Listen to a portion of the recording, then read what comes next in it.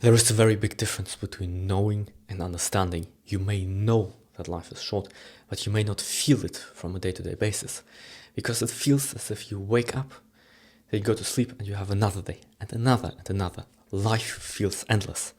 So you find it hard to put into action, to conceptualize that life is actually very short, even though we all know it.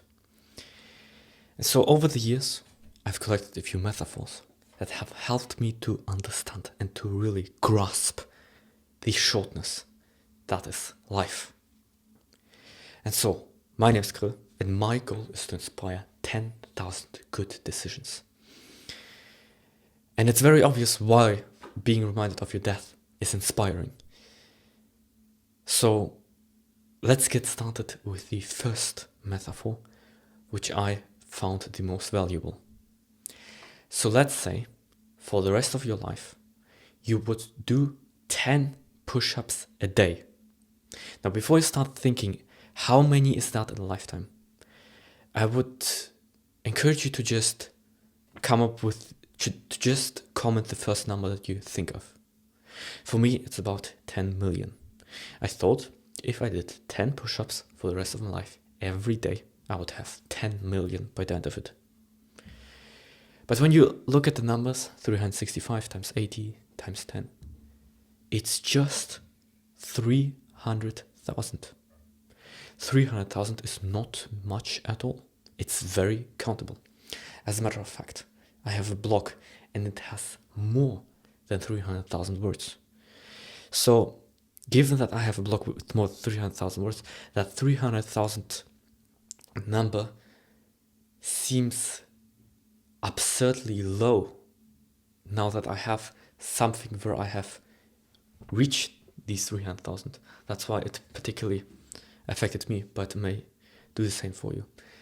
It's easy to forget that life only has about 30,000 days. A bit less, a bit more, depending on where you live, how you live. And a lot of it is just luck. But 30,000 days, when you write out 30,000, it's such a tiny number. And it can be a painful realization if you know that you have wasted a lot of life. So, and these 300,000 push-ups also demonstrate that if you work towards something for your entire life, you may still not reach it because your goals are too big. You have a lot less time than you think. You can basically only do one great thing in your life. And for anything else, there's just not enough time. Let's move on to the second metaphor that I find particularly useful on a day-to-day basis. So let's take a year. A year is a sort of long period amount. A year is a sort of long period of time. We can all agree on that. Now let's split that year in 1,000 parts. That part would be called a per mil. And that part is 8.7 hours long. 8 hours, 8.5 hours is not much at all. I know many people who waste 8 hours a day scrolling. 8 hours is 1 per mil, so that's 0.1%. And 1 per mil is very, very easy to visualize. 8 hours is easy to visualize. A year is very easy to visualize. You know, you have 8,760 hours in a year. And every 8 hours, 1 per mil passes. That means every 80 hours, that's roughly 3 days, 1% passes. So if you have a bad time, and that bad time lasts 3 days, 1% was spent having a bad time. And so you can also visualize it this way. You have, let's say, 8,700 chips, and you can place each chip on something. Some of those are spent on sleep, others on eating, others on traveling and those necessities. But then there's many more left, and you choose how you place them. Maybe you choose to place them on TikTok. Maybe you choose them on recording meaningful videos. Maybe you do something entirely different. The choice is yours. However, you should understand that you are making this bet regardless of whether you want it or not. This is definitional. If you have time, you must spend it somewhere. And you either do something or you do something else, or you don't do anything at all. But you must spend the time that you are given. And once you spend that chip, you will never get it back. And there are only so many. In your entire life, you will only get about 700,000 of them. And once again, 700,000 isn't very many. So I want you to be very careful with how you place those chips. It may sound as if I'm advocating for some hustle culture here, but those who are obsessed with not working and with chilling usually have very bad resting heart rates because they spend their time scrolling rather than actually resting. So in that sense, if you actually want to rest, you would have to be even more disciplined than someone who scrolls all day, or than someone who works all day. So I'm not saying to not rest. You obviously have to place some chips there. I am also not saying to hustle all day long. What I am saying is that you must ruthlessly cut out everything that is not necessary, everything that is a waste of time. You must cut out all scrolling, all consuming, all unnecessary entertainment, all unnecessary pleasure, all bad habits. You must cut all of them out. I won't compromise here. You only have so little time, and why would you want to waste it? This isn't about pride. This is about living and how to live well. You can't waste your life pretending to be resting whilst you're actually irritating yourself, to then also not get the things you want because you are distracting yourself and you are too irritated to then do something. So spend your hours wisely. You don't get them back.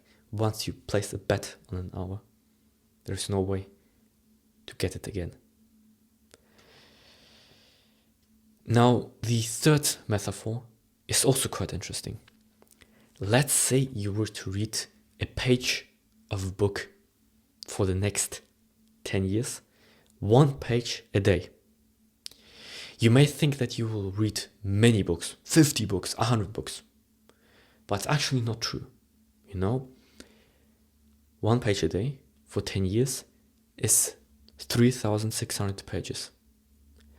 And if you read a good book, which has 600 pages, that's only 6 books that you would be reading in 10 years. Many people say 1% better every day. But 1% better every day clearly doesn't work, because it is important that it is true that consistency is important. Consistency is not enough. You also need volume. 6 books in 10 years. That's very little. 6 books a year is a lot better, but then you would have to read 10 times more. That's also quite well. But when we return to the metaphor, 1 page for 10 years equals 3,600 pages equals 6 books. There is a very different interpretation of that same metaphor, which says, let's say you don't read a page a day, but instead you upload a video a day for the next 10 years. That's nearly 4,000 videos, and it is impossible to not become famous if you have uploaded 4,000 meaningful videos.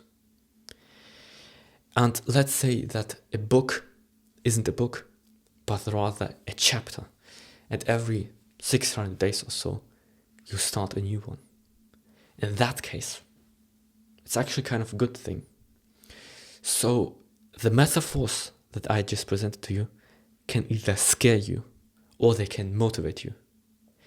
Like when I hear that 1 page a day, 6 books over 10 years, I find it kind of cool, actually, because it tells me how much I can get done if I do just one thing a day. But at the same time, it teaches me that one thing a day may not be enough, like reading that 1 page a day.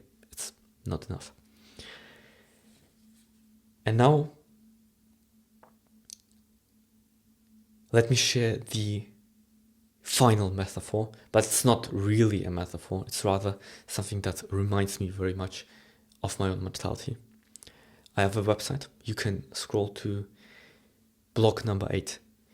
There I have a little tool where you can enter your birthday, and it calculates how many days you have lived and how many days you have left, assuming an 18-year-old life expectancy. As I started doing that, I was at around 21%. I saw it climb to 21.1, 21.2. And then suddenly 22, 23, 24, 25. You don't notice it. But when you are reminded of your own mortality every single day, this is what this percentage does to me. It really puts things into perspective. Imagine having spent 25% of your life. So 25%, that means you were born in like 2006, 2005. I don't quite know. 25% is a lot. 25% is like when life is this long, 25% is this. It's very much noticeable. When I think of my own life, how I would interpret this video, whether it makes me sad or not, I would actually say it kind of doesn't, you know? I've known these metaphors for quite some time. For the past 5 years, to be exact. That's when I got on self-improvement. That's when I was 13 years old and started my first business, was mental math apps. And since then, I kind of lived well, knowing my own limits, knowing my mortality. I still wasted a lot of time, don't get me wrong. But the point I'm trying to make is, if you are reminded of your death, if you are aware of your limits, you can get very much return on investment for your time. This is what I encourage you to do. If you are reminded, I attribute much of my success or fulfillment to knowing that my time is finite.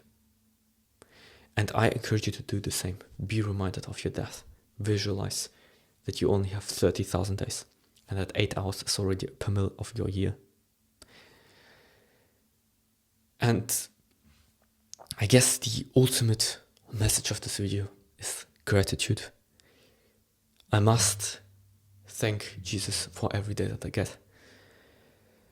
I don't know how many I will get, and I'm not sure that I want to know it.